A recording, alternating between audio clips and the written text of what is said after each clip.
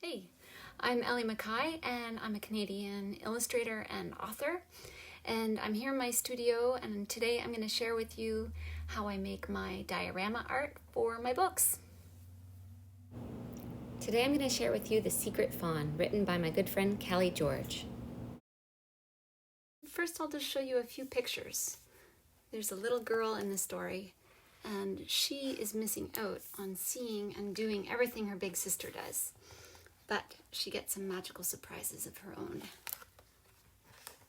and even spots a little fawn. So maybe I'll share with you some of my tools. So the most important one that I use is actually, well, scissors. And these ones are my favorites. And I like these little Japanese ones too. And I actually have so many because instead of flowers, my husband brings me scissors. And over here are my inks. I usually use these Liquid-X inks, but sometimes I use these other ones. This one, oh, I just love these ones. They're the most beautiful. So I use brushes, lots of them. So I've got these big wide ones and some even wider ones. And I use little teeny tiny ones and medium ones. And I also use rollers to do large areas. And then when I want to do really detailed things, I use one of these old-fashioned dip pens. And for Christmas, I actually got the most beautiful one I've ever seen.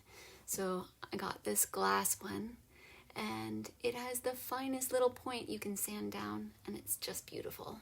It feels like a magic wand.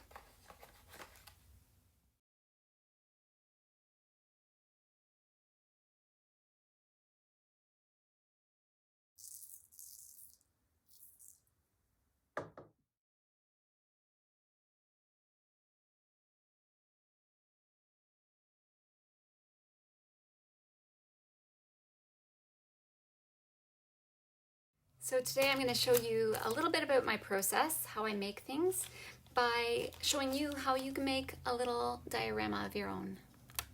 So here's our little fawn from The Secret Fawn, just hiding away in the forest.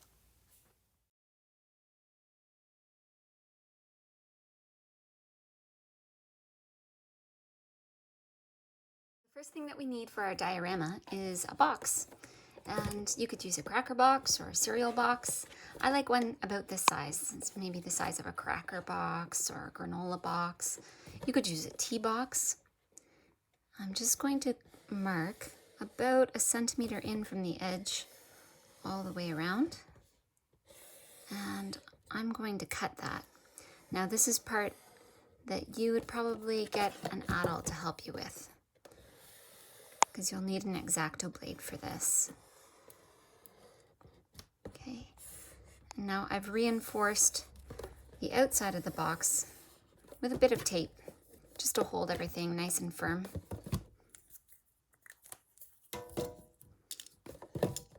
And these boxes aren't too thick, so they're easy to cut.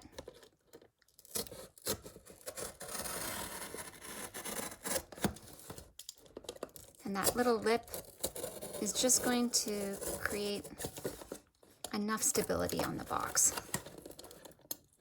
that it doesn't wobble too much.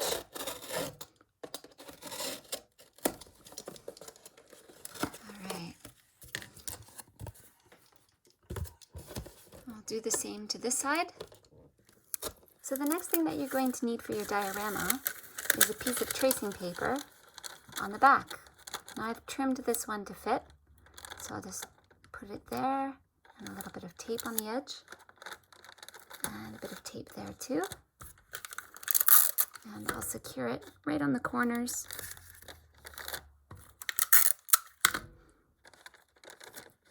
And this is going to work sort of like shadow puppets. If you've ever used shadow puppets before, this will be like the screen. It'll allow light to come through to our diorama. All right, so the first thing that I'm going to need to do is to create a fawn. So I'm going to think through this. I haven't done a fawn in a little while, but I drew a lot of them for the book, so I have an idea on how they look. Now, if you wanted a guide, you could print a reference off the internet, or maybe look at an animal book. I'm just going to really generally rough in the shape, and then I can clean it up after.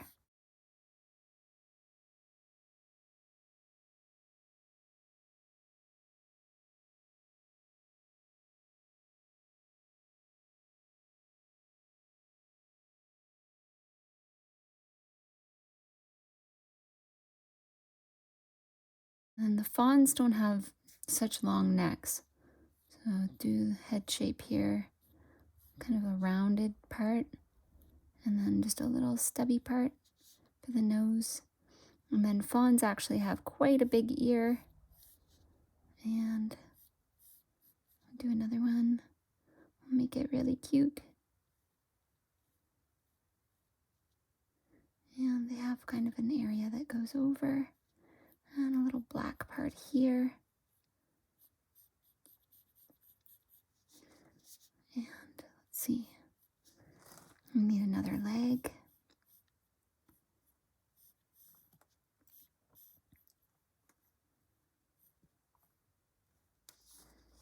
And back leg.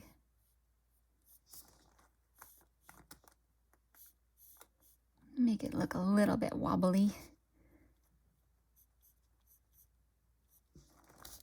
Okay. And of course, a fawn has some spots. So I'll do a few little spots.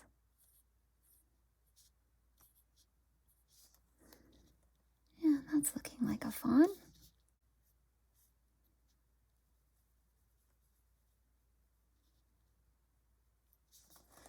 Next thing I'll do is add a bit of ink. All right, now I'm just gonna add a little bit of color to the fawn. And the first thing I'm gonna do is just put a bit of water everywhere that I want the color to bleed. So the ink is going to touch down, and it's smoothly going to cover the surface so I don't have little lines and streaks. Okay. And I want a little bit of whiteness around the nose and the eyes, so I'm not going to put any water there. And this is sort of a two-stage process. So I will add one color and I'll wait for it to dry, and then I'll go in with all the details once it's dry.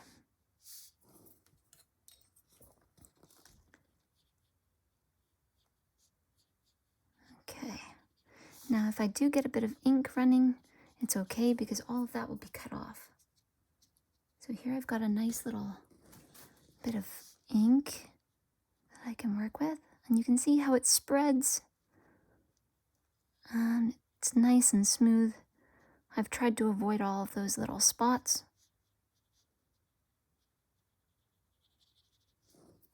I'll add a bit more.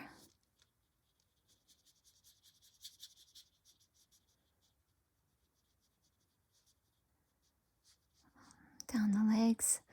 Now, if it does bleed, it doesn't matter too much. And I can always touch it up later.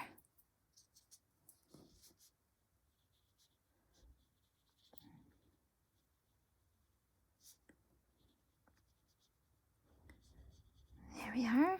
It's coming. And I try not to be too controlling. I let the ink flow.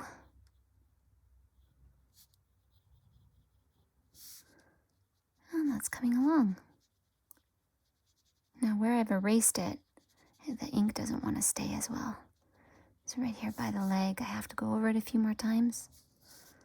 And I need to add a little bit of a tail.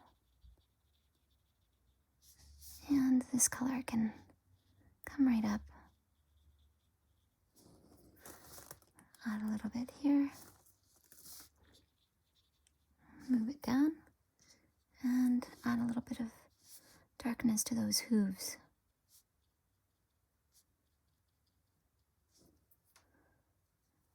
Later I'll come in with a bit more darkness for the nose. There, it's looking pretty good.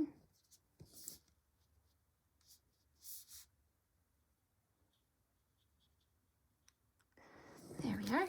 So now I'm just adding in little details. I'm just going over any areas that I want to be standing out a little bit. So I'm defining edges and anything that's in the foreground, so the leg in front, it might look a little bit brighter, bolder. So you can just do a little bit of line work on that front one to make it a little bit stronger, and you can define the shape a bit.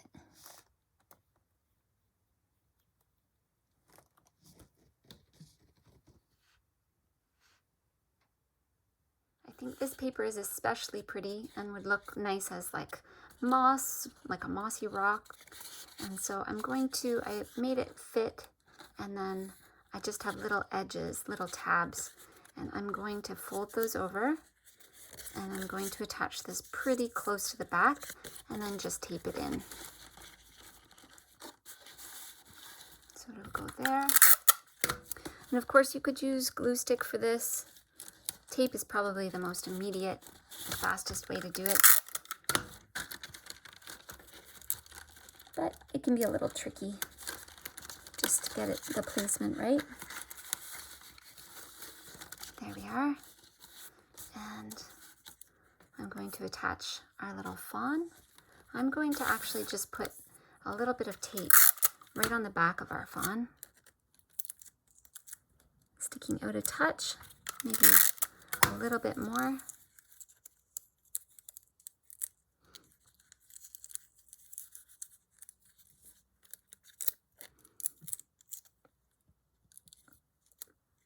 Okay, and with a bit of tape on the back, I'm going to line that up and put our fawn right against that back tissue paper.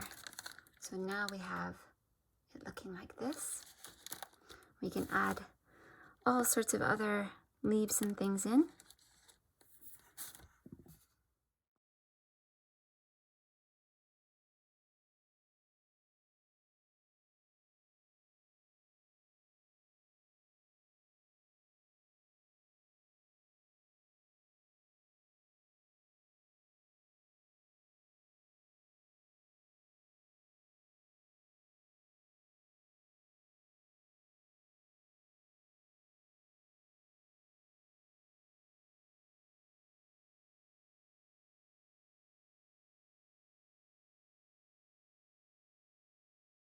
So I've cut out all sorts of things that can be used in my diorama, and you can make it so that it's a really calm day by having like lots of rounded shapes and straight shapes. Or if you want it to feel like a really windy, wild day, you can make everything lean to one side and have ragged edges. I'm going to use these ones from the calm side, and I just have to think about which ones will fit nicely and frame that little fawn. So I think some of these would look really nice in the foreground, and some of the bigger rounded shapes would look nice in the background. I'll attach just a few here, and we'll see how they look. Now sometimes paper likes to flop over, which is why it's kind of nice to work small. But you can attach the sides of things too. So I could attach it to the bottom and then use a little tape over here to attach the side. I think this one's going to stand up, so I'll just attach it to the bottom. So I'm just putting tape there, and I'll just tuck it in to the corner. And I'll do that with a few more. And it'll look like we're peering at the fawn through a tangle of different things in the front. There we are. And a few more leaves.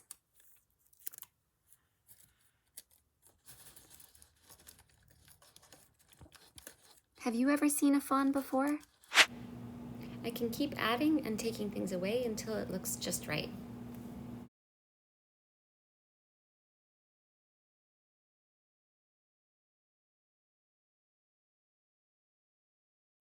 There, now our little diorama with our fawn is complete.